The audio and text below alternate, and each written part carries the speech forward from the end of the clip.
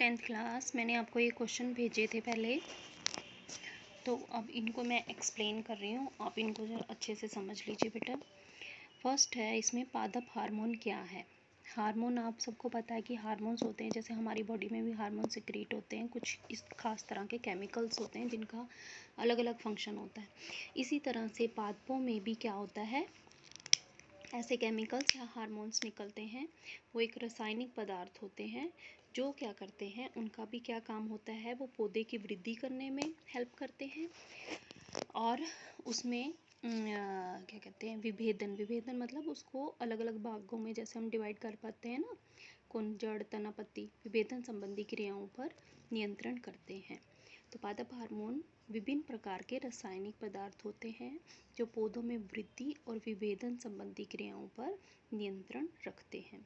और ये जो पादप हार्मोन होते हैं पौधों में पाए जाते हैं, वो कितनी तरह के होते हैं, auxin, ethylene, gibberellin, cytokinin, abscisic acid.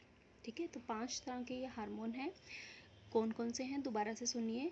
Auxin, दूसरा है इथाइलिन, तीसरा है जिब्रेलिन, चौथा है साइटोकाइनिन और फिर है एब्सिसिक एसिड।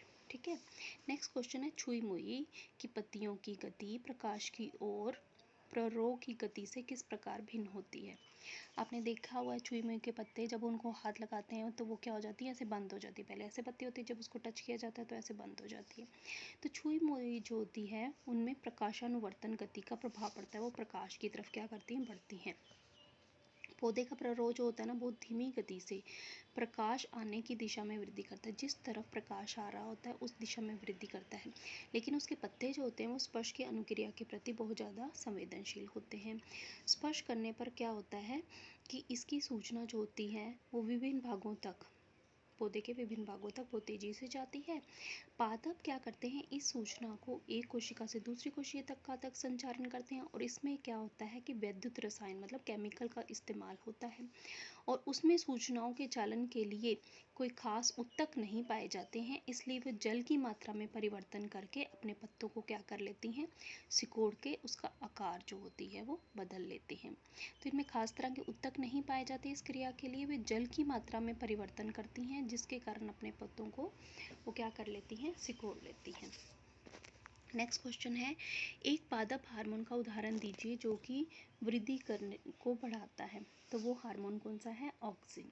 ठीक है, नेक्स्ट है, किसी पादप के चारों ओर प्रतान की वृद्धि में ऑक्सिन किस प्रकार से सहायता करता है।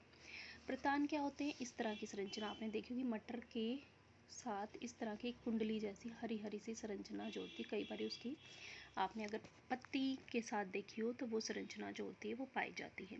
तो जब वृद्धि करता पादप प्रकाश को संसूचित